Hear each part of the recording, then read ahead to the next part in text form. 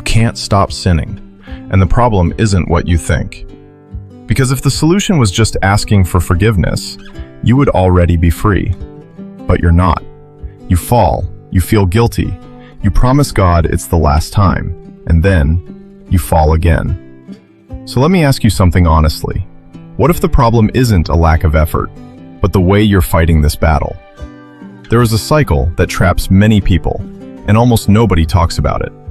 You mess up, you feel guilt, you run to ask for forgiveness, you feel momentary relief, but then everything comes back. And the worst part isn't even falling again. It's what starts happening inside you.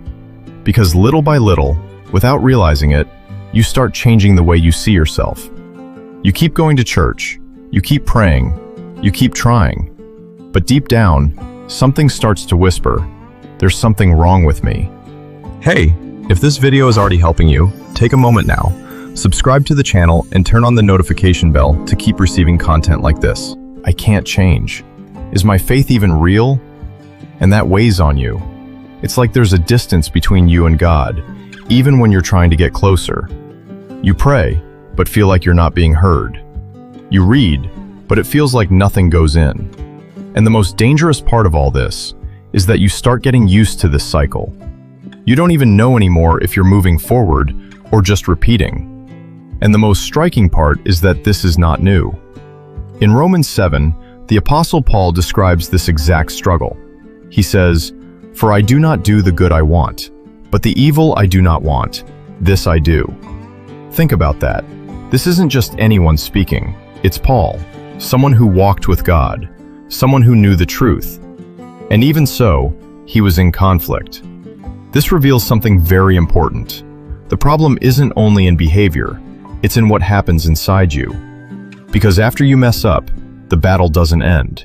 In fact, it begins. Your mind starts speaking. And it's not loud, it's subtle. It's almost a whisper. You never change. You're a hypocrite. God must be tired of you. And the problem isn't the thought existing, it's you believing it. Because when you believe it, it becomes identity. And when it becomes identity, you start living from it. It's like a constant voice shaping you from the inside. And after hearing it so many times, you stop questioning. You accept it. And that's how the cycle gets stronger. Now pay very close attention to this, because this changes everything. It's not the sin that traps you the most, it's what you believe about yourself after it. The Bible says in 2 Corinthians 5:17 that you are a new creation, and in Romans 6 that you are no longer a slave to sin. But there is a conflict. God has already changed who you are, but your mind hasn't understood that yet. So you try to change your behavior without changing your identity, and that will never work. Because behavior doesn't sustain transformation. Identity does. You don't keep sinning just because you're weak, but because you still see yourself as someone trapped. There is a silent phrase inside you. This is who I am. I always go back to this. And as long as that is true for you, your behavior will follow that pattern. Because you always act according to what you believe you are.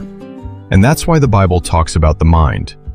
In 2 Corinthians 10:5 it says, "Taking every thought captive," because the battle starts there. Not every thought you have comes from you. Some are accusations, others are lies. But if you don't filter them, you absorb them.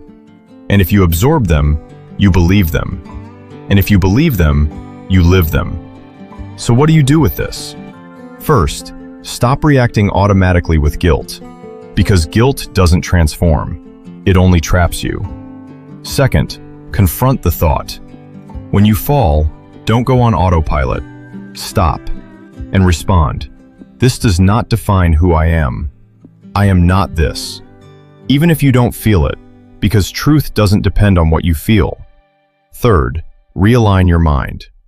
Prayer is not punishment. Reading the Bible is not payment. It's alignment. It's you remembering who you are until it becomes natural. Maybe the problem was never that you keep falling, but that every time you fall, you forget who you are. And if you change that, you won't just break the cycle, You become someone the cycle can no longer hold. You are not your mistake. You are not your cycle. You are in process. If this spoke to you, comment here. I am not my mistake. I am in process. And if you want to strengthen your mind and live a real faith, subscribe to the channel. Because here, you don't just feel better, you truly change.